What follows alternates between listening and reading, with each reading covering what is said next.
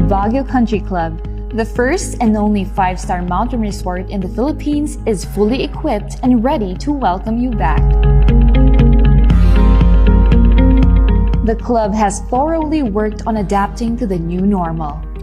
The usage of any of the facilities and amenities of the club is governed with specific rules, regulations, and procedures in accordance to the medical, physical distancing, and disinfecting protocols.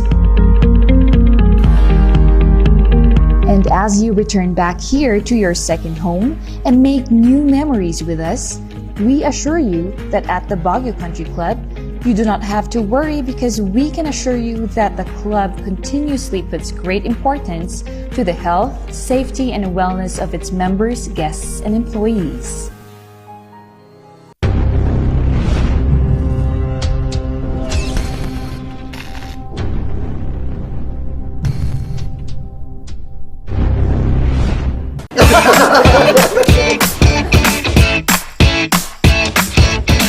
May panlaban na ako sa pimple dahil sa araw-araw na pet malungwer pa ng Kati Alice.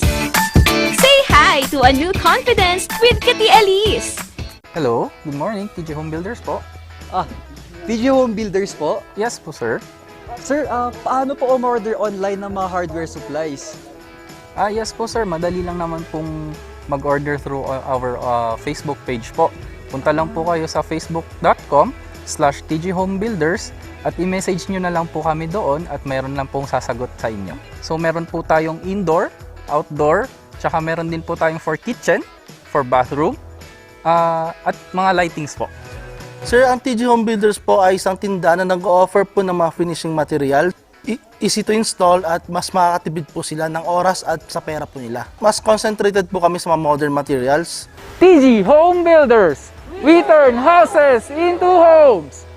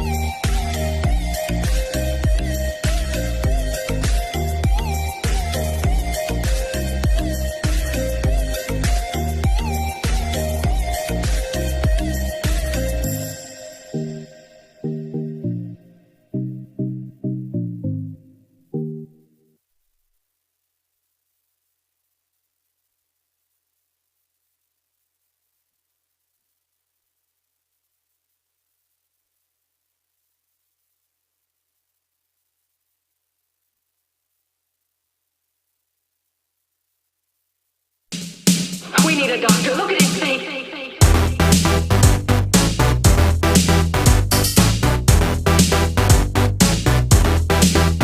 Hey!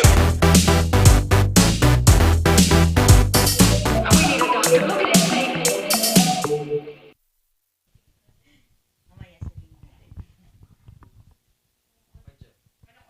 Philippines. Good morning, Baguio. Good evening from Virginia, USA. Kumusta po kayo? Ito na naman po ang itanong kay Doc Jose. Nandiyan na ka na ba? Ma'am Cynthia, nandiyan ka na? Kumusta po? Good morning, Doc. Good evening, Doc. Good morning. Good morning po sa lahat ng ating mga viewers. Good morning, Engineer. Kasama po natin ngayon si Engineer Maria Corazon Ocampo. Good Wow, morning. so, Good morning po good sa inyong morning. lahat at sa lahat ng mga kadoki. Doki kasi yung tawag ko kay Sir kay Doc Joe. Kaya kadoki. Good morning po sa inyong lahat. Good morning. Oh. Doc, ano po Kumusta ang naman kayo topic dyan? natin ngayon? Nasa Ang, US ka pala ngayon, may Doc, mga- ha? Sa anong topic natin ngayon? Hindi ko rin alam. May nagtanong dito sa yung pamangkin ko at may mga iba rin nagkakilala sila. Gusto nilang i-discuss ng konti yung honeymoon cystitis.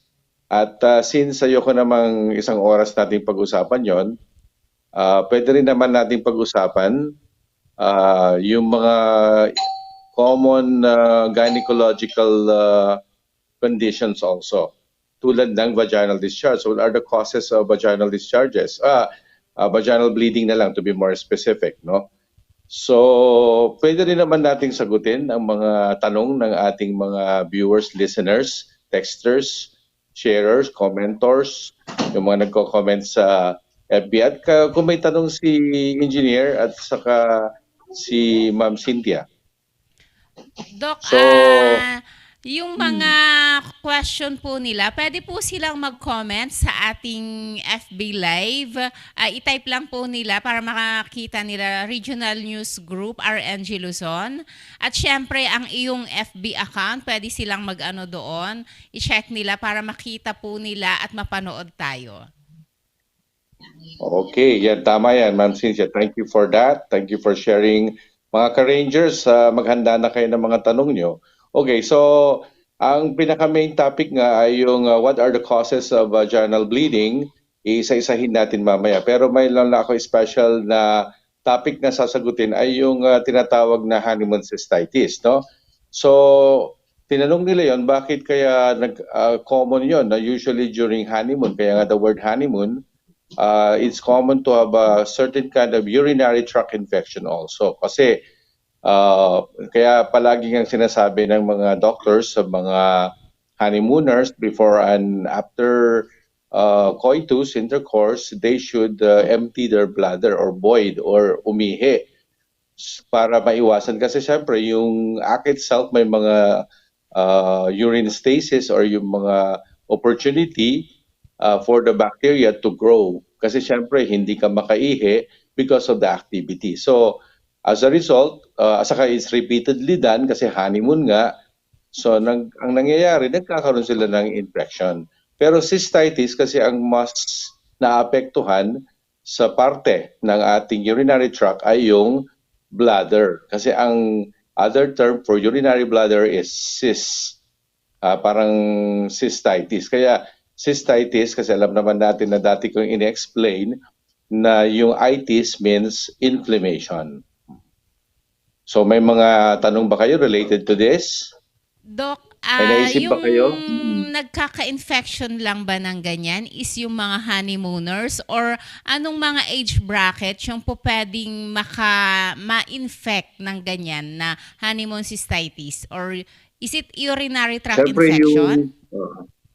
Usually yung female per se, i-divest ko ng konti, no? They are really prone to infection because of the short urethra, yung anatomic structure. Pero yung risk factor kasi yung sexual activity, kaya so anybody who engage at repeatedly at hindi nila nagagawang umihi, ay prone sila sa honeymoon cystitis. That's why the word honeymoon, or in other words, sexual activity. So yung age bracket, siyempre nasa reproductive age, although prone din yung mga ibang edad, for as long as hindi mo pina-follow yung pag-inom ng maraming tubig, hindi ka umiihi sa tama, kahit bata, matanda, magkakaroon sila ng cystitis. But syempre, we don't really call it as honeymoon cystitis. But urinary tract infection could be common to the other ages bracket of women, age bracket of women in general. So you mean to say, sir, meron tayong certain preparation before the activity. So I think what you're saying is, syempre you have to wash your are, and then you have to Yes, drink plenty of water.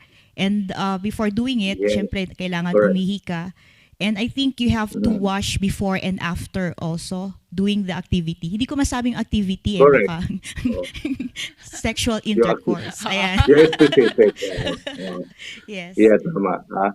I think you are correct. You're really listening well at saka mukhang veterana nga po kayo. So, sabi ganun eh. Hindi Ah, naman, Doc. ah, okay.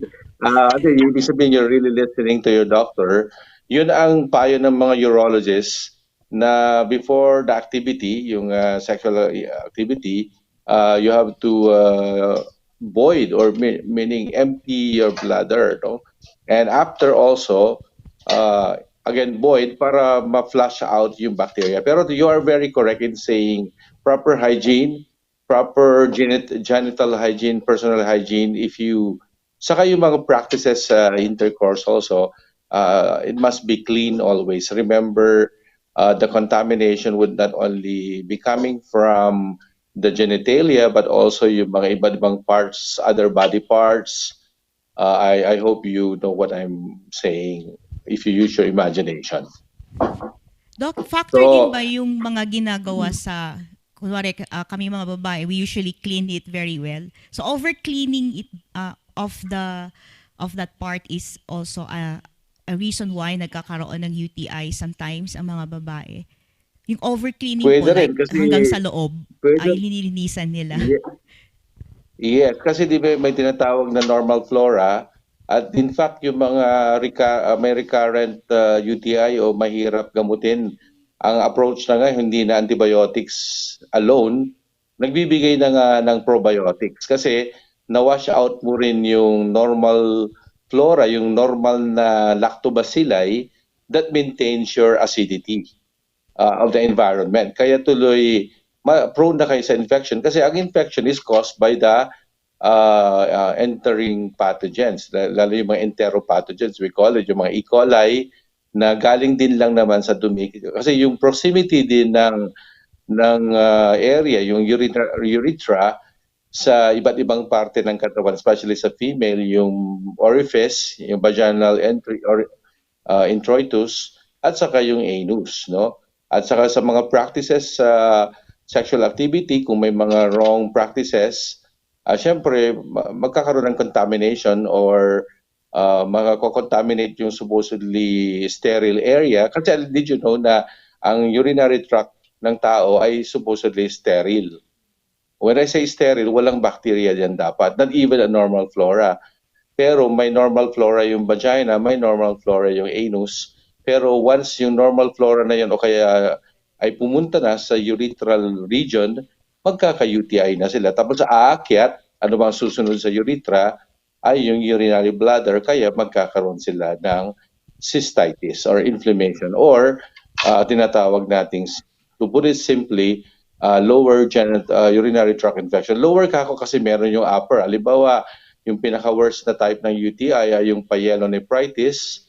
Pag umakyat na yan sa taas, lalagnatin ka na at baka hindi ka na magamot ng mga ordinaryong tableta ng mga antibiotic. Kundi, ikaw ay kailangan bigyan na ng hospital ka na, ma-admit ka na sa hospital, and then bibigyan ka ng IV antibiotics. Okay, so therefore, prevention-wise, you are correct na lay down niyo po yung mga yung proper hygiene, saka yung mga measures para maiwasan nyo, drink plenty of fluids, water, more especially, or most especially, water dapat, hindi yung ibang, although may mga iba, they ask, would cranberry juice help? Kasi although walang proven, alam nyo naman ang practice ng medicine, dapat evidence-based. Pero syempre, yung mga sabihin na nating home remedy, siguro ang theory ng cranberry is it acidifies your urine, kaya na-inhibit yung growth ng bacteria. So indirectly, in terms of supplements or alternative approach. But primarily, ang ating approach pa rin you should be given prescribed antibiotics. Pero again, sa mga complicated UTI, may mga kahit nag-take ka ng antibiotics, hindi ka pa rin gumaling kasi yung pathogen mo, yung nag-cause ng UTI mo, ay meron ka na ring antibiotic resistance. Dala ng mga self-medication or yung dumapo lang talaga sa iyo na bacteria ay hindi na siya nagre-respond sa mga ordinaryong antibiotiko. Halimbawa, yung mga taong nag-self-medicate ng mga amoxicillin, next time hindi ka na magagamot ng amoxicillin kasi nagkaroon ka na rin ng antibiotic resistance, no? So hanggang doon na-discuss ko 'yon, no?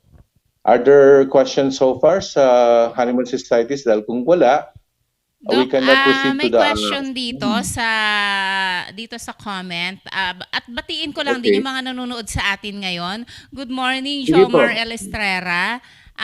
Cheryl Sabado morning. Manibog. Randy Madrid is watching also from all the way from California. At syempre, Mayra Madrid Wow, Latonio. kumusta po dyan? Doc, may tanong dito from Josie Orsua. Doc, mahusay ba na panghugas ang vinegar? Yun po yung question niya.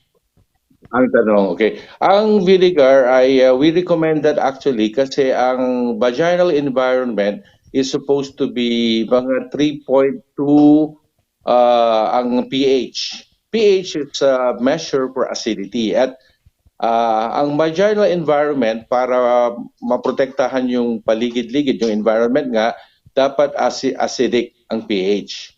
Kaya yan ang dahilan kung bakit nire-recommenda ng mga doktor ang mag-wash ng vinegar solution. Huwag naman yung buong vinegar po kasi baka naman mahapdi.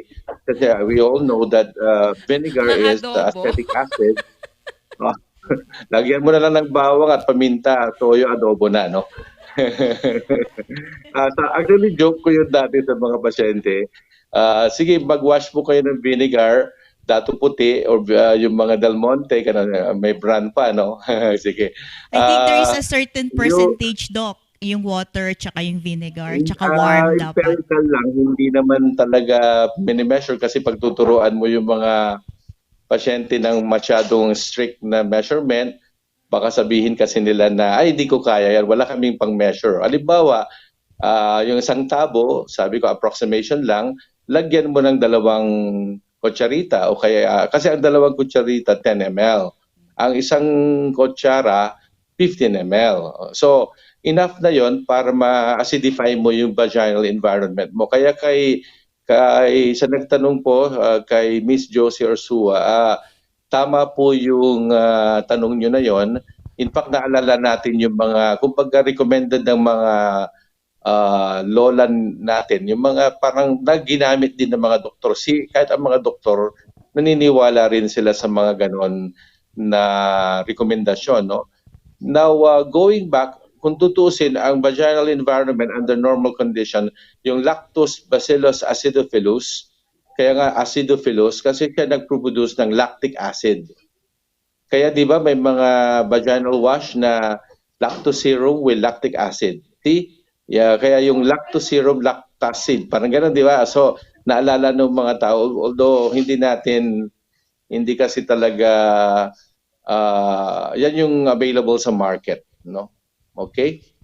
Doc, yung, may tanong dito, sabi is, safe ba or advisable ho ba ang mag-shave?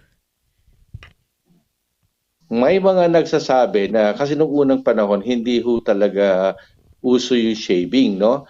Pero ngayon dahil for some reason bakit nauso yan, dahil siguro for clean, parang ang feeling nila they feel cleaner kasi walang mga hair na nakapaligid. Pero in reality, that was really made. May protective property din po siya. Although, may mga ibang kasabihan na kung may hair, mas didikit yung mga bacteria doon. No? Yung mga, tulad halimbawa sa STD, yung mga lice, pwede kasing mag-breed doon yung sa lice, no? Or kuto. Pero yung fully shaven, baka kasi magkaroon ng friction, magkakaroon din ng konting trauma to the skin kasi sometimes very rough yung skin-to-skin contact during the intercourse. So malapnos ka, parang malalapnos yung balat mo ba? Something like that. Kaya although alam natin na during surgery in the past, yung mga deliveries, sinishave kasi yung perineal region, no? Kasi nga, they get in the way, like sa surgery, yung mga episiotomy, ang hirap kasing repair at saka parang hindi clean tignan kasi sa layers that you repair, get in the way yung mga hair. Kaya we prefer na i-shave. Pero wala kasing studies to support na nung pinagkumpara nila, parang pareho lang. Kaya ang naging rekomendasyon, kahit hindi na lang mag-shave yung iba. Although parang nauso ngayon kasi yung clean feeling eh. Kaya I think, if I may ask the people, what do you shave in the first place? Sa tingin nyo, if ibato ko, kasi hindi naman talaga, decision ng tao yung shaving eh. Hindi naman, mag-shave kayo, hindi naman sinabi ng doktor yon. By the way, if I may ask you, why do you shave in the first place? Anybody who could answer that? Hindi, yung bakit nyo sinave siya? Bakit? Ano yung pakiramdam nyo pag shaven kayo or not? Is it because it's like gusto ng partner nyo na you are clean bush or hindi kayo bushy? Yung mga term na ganon. Ano kaya? Why do you shave? You feel cleaner ba? Or sikat lang? Or vogue? Or uso kasi? Mga ganon. Kasi Pero nung protective kabataan po ang ko hair. yan, hindi ko rin alam na yung shaving na yan. Hanggang sa nanganak ako, actually yung OB ang unang nag-shave sa akin. So siguro dahil Okay. doon, mas nakita na yung feeling ba na comfortable ka at saka yung feeling na mas malinis kasi. So siguro yun ang dahilan kung bakit karamihan sa aming mga babae ay nag-shave. So Na sabi mo nga, ngayon. it's a Na decision, ngayon. you ba? At saka especially engineer pag nagkakaroon tayo ng menstruation, parang mas hygienic yung naka-shave ka eh. Yeah, I agree Yan. with Ma'am Cynthia. Yan, magandang mapakinggan yung mga feedback na yan at we listen to that kasi kayo nga po ang mga kababaihan, kayo ang dapat na pakinggan din ng mga expert na hindi yung parang recommend lang ng recommend yung doktor na kung minsan hindi naman niya naintindihan dahil naging kumbaga routine lang sa hospital kaya ginagawa. Pero it turned out na kasi hindi naman din detalyo yung explanation. Bakit ka kailangan mag-shave? Bakit? Pero kung minsan, parang obviously, mas malinis kasing mag-work sa shaven na area, like halimbawa sa abdomen, pag may appendectomy sa mga ECCS, nagsishave na kaagad yan sa abdomen. Then kasi yung hair may get in the way talaga halimbawa sa cutting, ganyan, o kaya sa repair. Pero may mga journal na nakita nila na hindi pala masyadong totoo yun, o kaya hindi siya totally safe ang ma-shave din. Also kasi may mga microcuts at in fact napag-alaman na yun pa ang kung saan pa makakapasok yung mga bakterya. Di kasi Doki, yung yung point dito is kung may mga studies na nagsasabi o nagko-compare ng shaved, unshaved, at ito yung naging sakit, siguro mga babae like me, sabihin ko, kung na lang ako mag-shave, kung ito pala ay magiging dahilan ng UTI, ng mga kung ano-anong sakit sa babae. Kung meron sanang study po na ganyan. Kasi ang mga study ay conflicting nga. Kaya ang nangyari ngayon, parang it's your decision. Pero yung mga tinuran nyo kanina, yung mga sinabi nyo na you feel cleaner, you feel hygienic, then we accept also that. Pero yung sabi ng mga ibang sa isang banda kasi, yung mga urologists, sinabi nila na if you shave during intercourse, you lessen your protective sa balat mo naman. Baka malapnos yung balat mo. Pero we can hear some people kung anong masasabi nila. Siguro, Doki, Nalalapnos ba sobra ang na balat yung nyo? malabnos na yan. Ano, Baka Dok, kasi, mabalik tayo doon sa honeymoon cystitis. It can lead to okay. HIV din po ba ito? Ay, hindi naman, ma'am, ganito yan. Kasi yung HIV ay, although, syempre, ang risk factor nun ay yung entry ng human immunovirus, and usually by blood sa circulation. Kaya hindi naman siguro natin pwedeng sabihin. Although it's a risk, sexual activity per se is a risk. Pero hindi naman diretsahang maglilid siya po.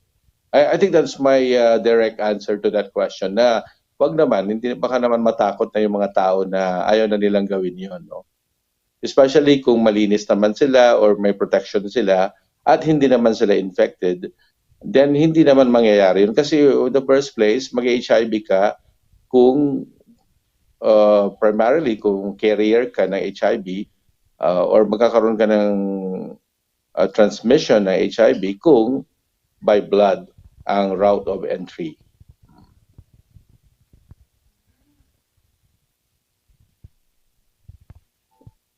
Hello? Doki, may tanong dito. Ang sabi sige. dito is, yung bang sexually active na babae, yun lang yung nagkaka-UTI or pwede rin yung hindi?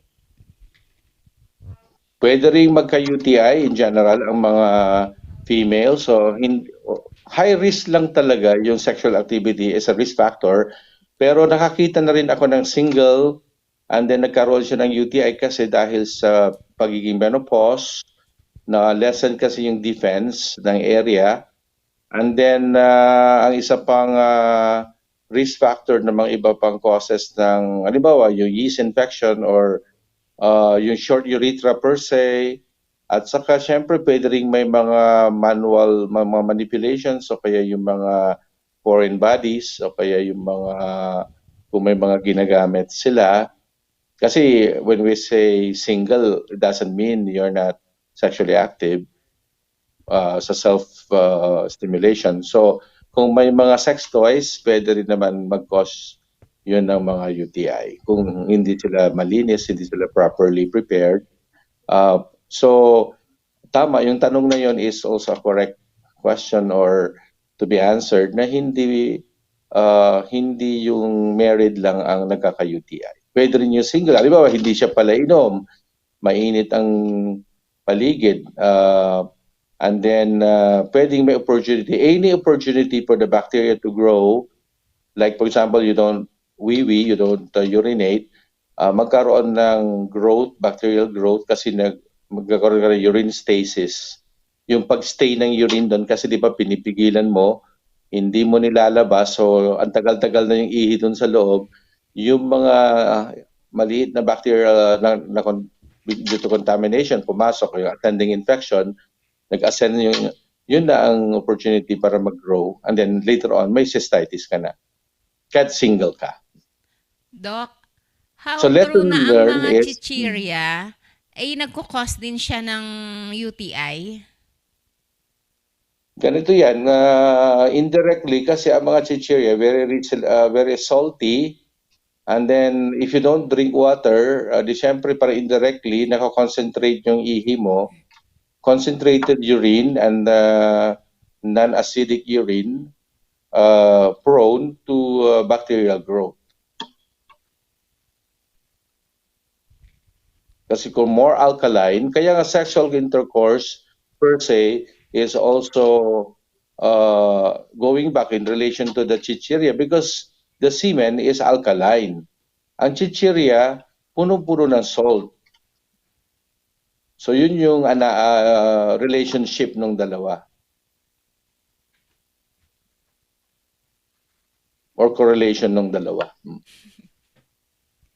Pero Doki, sa tagal mo ng OB, nung 1905 ka pa yata eh. Joke. Mahal na coin yun. Ito ba ay karamihan na sakit ng mga babae? Ito ba yung mga nakikita mo rin na root cause sa Yung mga UTI, pasyente mo? na tanong. In general, UTI, there are reasons kung bakit ang mga babae ay prone sa UTI kasi nga, you have a very short urethra. So, anatomically may problema na kayo, kaagad makakapasok. At saka yung proximity ng urethral meatus, yung opening sa mga ibang orifice like vagina at saka anus. Siyempre, if you have a wrong way to wipe your butt after bowel movement, you might bring some E. coli coming from the fecal material from the butt to your urethral opening. So, kahit nga single, kung wrong yung wiping of the butt, it must be away from the urethra, not towards the urethra. I don't know how to demonstrate right now kasi mahirap alangan na bigla kong tatayo dito. I hope you understand what I'm saying. Ang pagpunas should be from front to back. I hope you understand that, rather than from back to front. Pero I would like to explain why. Kasi nga, nasa back yung butt, yung anal region, yung rectum. So, kung may dumi doon, ibinibring mo yung dumi sa front area mo. Kaya yung direction of wiping should be definitely not back to front, but from the back out. Ilabas mo na, away from your precious orifice. I mean, yung mga dapat malinis tulad ng urethra.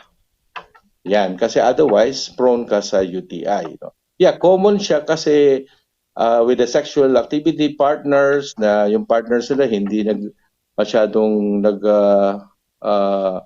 what do you call that? Yung hindi nila pina-follow yung personal hygiene. When I say hygiene, di ba, you have to clean your genitalia, you have to wash. Kaya with the COVID-19 na nausap, di ba, mga tao, wash your hands, di ba, puro wash. Sa tingin ko, it's about time to emphasize also to wash your genitalia. Kasi baka nakakaligtaan na rin nilang i-wash yung kanilang genitalia. Especially when they do the thing. Honeymoon, di ba? Saka you owe it to your partner naman na maging malinis, hindi ba? Parang respeto yun eh. Para sa akin, it's out of respect that you prepare yourself fully well. Hindi lang yung you prepare that you're gonna be so good, but yung sa health prevention. I mean yung preventive aspect ng infectious diseases. It begins with a very clean area, saka yung practices, no? Like from sterile, you don't go back when parang practices ng doctor. Pag naglilinis kami sa mga preparations sa skin, sa mga area na operahan, alam nyo bang from centrifugal from center, then away you go, kasi yung malinis na part, and then away, and don't go back. Never bring back the bacteria. Ganyan, no? Doc, I hope batiin lang marami natin tayong yung mga nanonood sa atin ngayon.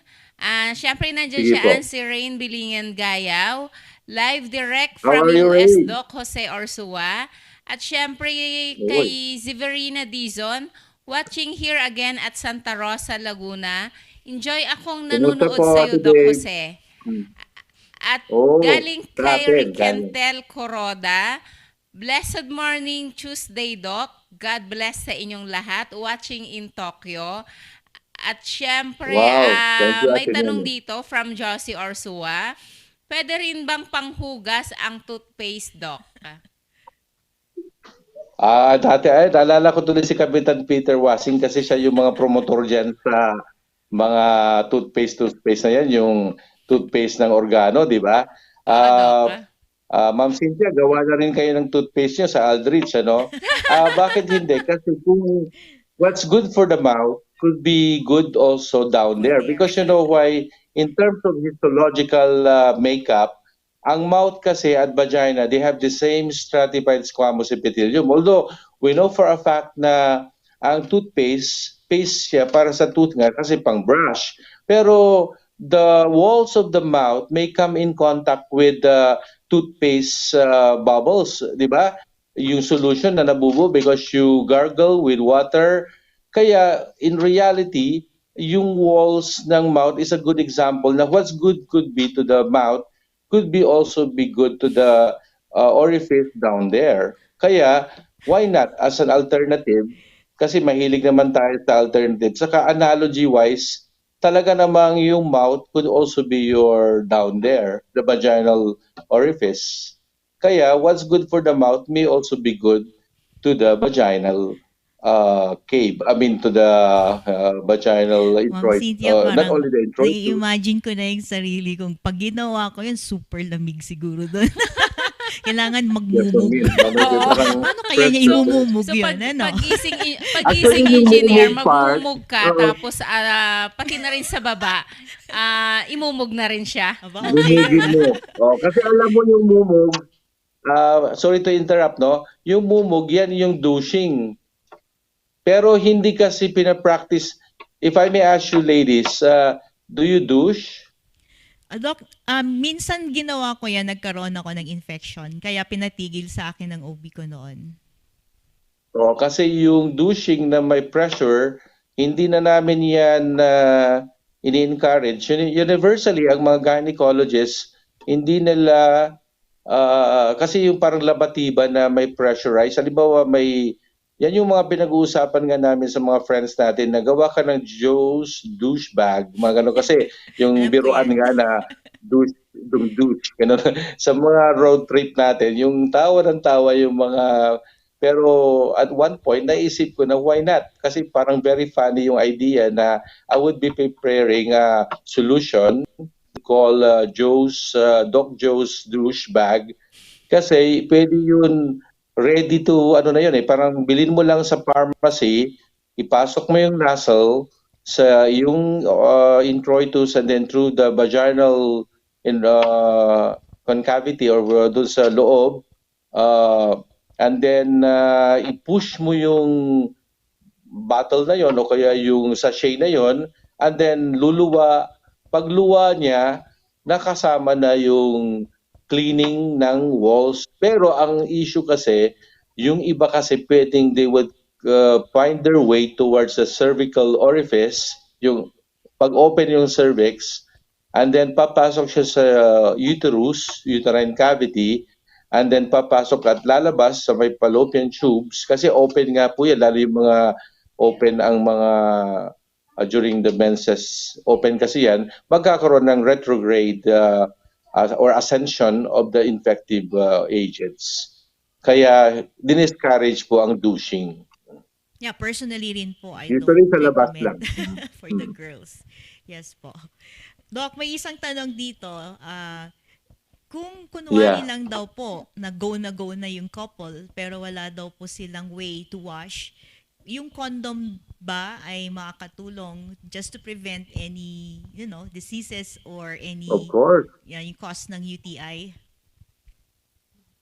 Hindi lang UTI, in general, it's a barrier from having the skin-to-skin contamination. Kaya hindi sila makapagbigayan ng mga bacteria in general. So hindi lang, actually nga, yan nga ang advocacy ng mga kung bakit nagpapagamit sila ng barrier or condom.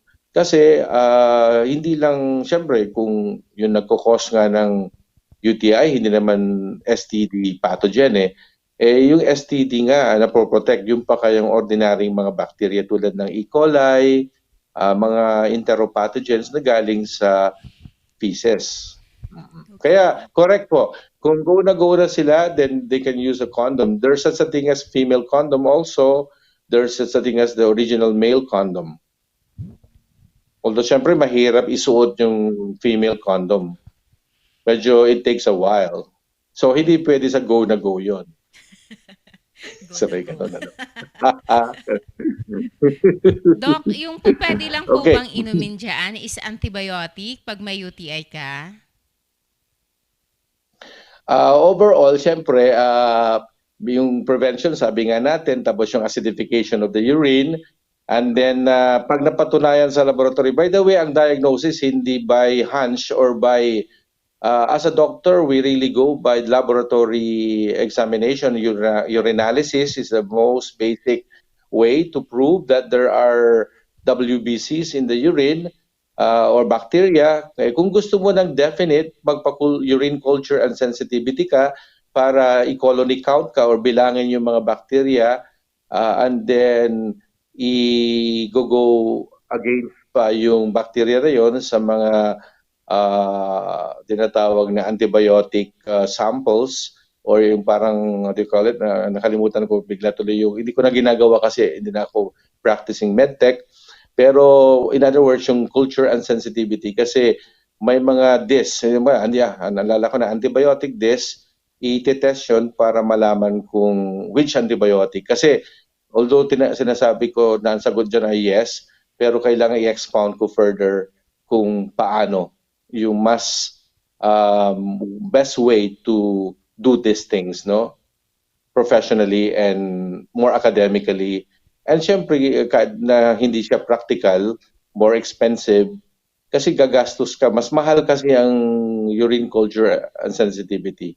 Kesa sa ordinary, did you have this? Did you have sex? Yung parang history taking pa lang kasi ang doktor, nagkakaroon na siya ng hunch kung ikaw ay may sakit na ganito o hindi. Something like that. And then, i-confirm na lang niya sa laboratory. Yung symptom, kasi kung minsan, sige po. Doc, may question dito. Galing kay Ricantel Coroda. Doc, tanong ko lang po, kasi anak ko 17 years old, 2 times ang menstruation sa isang buwan. Nagsimula August to October. Bakit po kaya? Ang mga 17-year-old, immature pa yung kanilang hypothalamo-pituitary-ovarian axis. Yan po yung ating organs involved sa regulation of proper menses. We accept that if they are below 18, pwede pang magulo pa ng konti yung anovulation kasi, or irregular menses are due to anovulation. Dala ng kanilang hindi pa fully mature ang organs nila. Kaya we let them, for as long as hindi sila nag-over or excess in losses. Kasi alam naman natin na in excess of loss in the menstrual blood would eventually mean makulangan sila, yung eventually lead to anemia. Pero sa unang banda, huwag muna natin sila kaagad aksyonan na bigyan ng mga hormone kasi bata pa sila. Pero kung talagang excessive, did you know that even if you are below 18, kung excessive talaga, syempre we treat the cause, we treat the anemia, pero sometimes to the point of doing DNC. Pero sometimes magbibigay na rin kami ng hormone anyway, temporary lang. Not excessive kasi we know for a fact that baka mapansot yung mga female na binigyan ng estrogen. Kasi ang estrogen will result to a closure, exposure to estrogen prematurely will result to closure of the distal femoral epiphysis, which is a growth plate. Kaya hindi sila tatangkad. Kaya yung mga hindi tumangkad dyan, baka maaga kayo na-expose. Doki, masakit yan Hindi naman ako na-expose ng ganyan. Hindi ko naman alam na kayo ay hindi ko matangkad. Sabi ganun Kasi nandito po ako ngayon sa malayo. Si Palo. Binabati pala namin ng mga row 4 na nandyan. So, ituloy na po natin yung business mo, Doki, no? Pangpalinis ng sa loob, sa loobin. Yung vaginal spa? Yes. May tanong pa yata, Ma'am Cynthia. Actually, meron pa, Doc. Sige ang lang. question dito ni Ma'am Josie is, Doc, mga active sa sex lang ba ang kailangan magpa-pap smear yearly? Siyempre, sila po talaga yung target population. Kasi unang-una, hindi lang yung activity yung madalas, kundi yung earliest exposure. At an early age, you engage in that activity, then may risk factor ka na para magkaroon ka ng cervical and vaginal cancer because of the exposure to human papillomavirus. Pero if you are vaccinated, I would say kahit papaano protected ka na, kaya kahit konti na lang yung mo sa pagpa-pap smear, baka nakatipid ka na sa hindi ka na kailangan. Kasi ang tinatawag na nagpabakuna ka na, di ibig sabihin pwedeng may protection ka na, di huwag ka nang palaging magpapa-pap smear kasi na-lessen na yung chance mong magka-cancer. Doc, If yung may not range ba totally yung erased. pagiging active? Yan ang hindi ko rin alam para mag-gauge ko yung sarili ko. Hindi Gaano naman, sexually hindi. active, may range ba yon ng number of times in a day? Hindi Siguro naman Or yun, number eh, of the- partners in a kung day? ang partner mo ay nakaturo siya every day, Or number of partners in a day? Ano ba It's doon? really Doc? number of partners. It's really number of partner. Ay, sorry. It's really number of partner. Kasi yung iba't iba, promiscuity yun eh. Pag marami, siyempre yung higher risk na iba't ibang pagmumula ng virus. Kaya the more kang magpapatest. Kasi talagang napag-alaman na pag maraming exposure sa iba't ibang partner, siyempre high risk ka sa cervical cancer. Kaya talagang ikaw yung number one na magpapa-pap smear. Pero yung frequency ng monogamy ay hindi siya risk factor kasi hindi naman yung sperm per se, kundi yung iba't ibang tao na iba't ibang hygiene, iba't ibang pinagmulan. Baka naman yung partner number one, meron pa siyang 10 kinakalantari. Okay? Kaya medyo 10 na rin yung partner mo. Ganyan, no? Pero kung isa lang at mabait naman, monogamous, then walang ka dapat isa lang alang o problemahin. So may forever. Kaya kahit araw-araw, 10 beses, hindi yun kasi isa lang. Kahit isa lang, kung 10 pero iba-ibang 10, medyo high risk yun. No? Okay. grabe naman yun, Doc. Kung Halimbawa. 10 tapos may... Meron tayong mga yung mga kababaihan din na ito ang trabaho nila. So, di natin okay, yes oo. po. So sila po dapat yung number one na nagpapa-check up. Yes. Actually, Doc, Quote-unquote, nakakatulong sila. din yung aming Pau de Arco capsule kasi meron siyang anti-inflammatory at antimicrobial properties. So, nakakatulong po siya pero dapat i-take mo siya ng everyday. So, hindi ibig sabihin na dahil meron yan, pwede ka nang mag-iba-iba ng partner. Oo. Nakakatulong siya, engineer, pero hindi siya gamot. Okay. Nakakatulong lang Supplement. po. Oo. Okay. The immune system kasi syempre kung weak ka, madali kang kapitan ng sakit. Kaya in general, Doc. it's part of our overall health condition to be clean, yung mga ganun hygiene, take care of one's body, take supplements, improve on your... Kasi yan ay napapabilang under sa pag-improve ng immune system. Tama po, Ma'am Cynthia. Thank you for that. Thank you, Doc. At Doc, meron pang mga question dito. Bilisan na Opo. lang siguro natin, Doc, kasi parang wala na tayong oras. Ang bilis. Na naman. What is the best Na way naman. to treat menstrual cramps? Okay, una muna, ang menstrual cramps could be normal. Kung hindi nyo kaya kasi ang menstrual cramps, part kasi yun dahil sa presensya ng prostaglandin at saka yung paglabas, lalo yung mga medyo virgin pa at hindi pa nanganak, mahirap pa yung labasan na lumabas yung mga buo-buo na dugo. Oo. Ngayon, ang ginagawa is it's all right to na mabigyan kayo ng mga non-steroidal anti-inflammatory drugs. Kasi anti-prostaglandin nga po yung mga yon, matitreat yung cramps nyo by being given Buscopan Plus o yung HNBB plus paracetamol or any pain reliever for that matter, antispasmodic, nakakatulong. May mga theory na if you take vitamins also, more specifically vitamin E, hindi ka prone sa cramps. Kaya dito papasok na naman yung mga supplementation. You cannot really underestimate the value of supplementation eh. Kaya yung mga products na may vitamin E, sabi nakakatulong sa pagwala ng dysmenorrhea or cramps.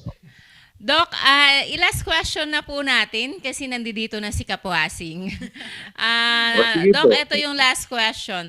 Doc, bakit nagmamigraine after or before monthly period? Normal ba yon? Yeah, pwede kasi yung effect ng mga hormonal changes. May mga babae na very sensitive sa change ng hormone.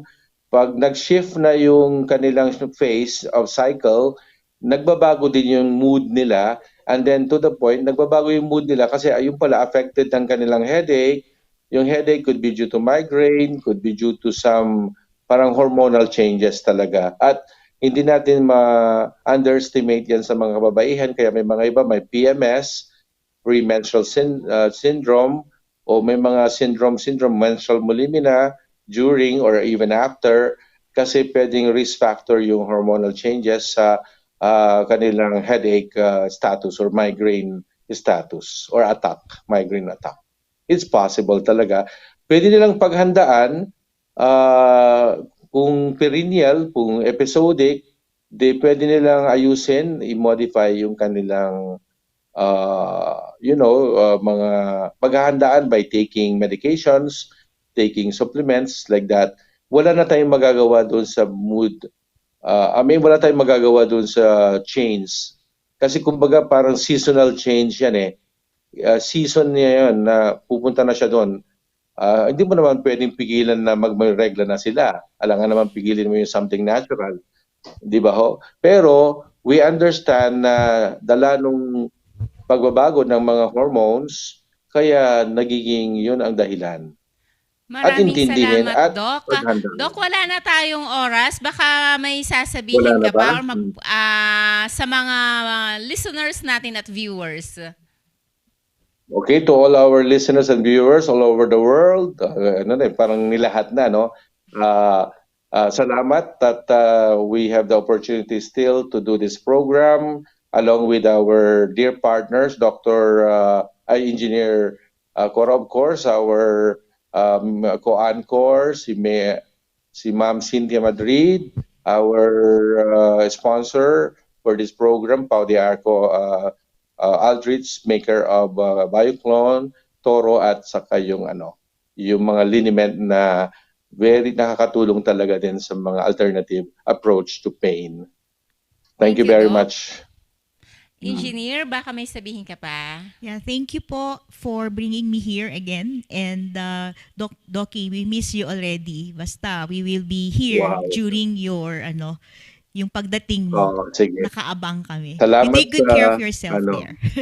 Thank you Thank very you very much sa much. lahat ng Kayo rin. mga nanood at mga nakibahagi sa araw na ito. Sa susunod na Tuesday po ulit, abangan nyo kami 9 o'clock hanggang 10 o'clock. At mabibili ang Pau de Arco capsule, Pauliniment Bioclone capsule, Toro capsule sa lahat ng drugstores. Maraming salamat po. Maraming salamat.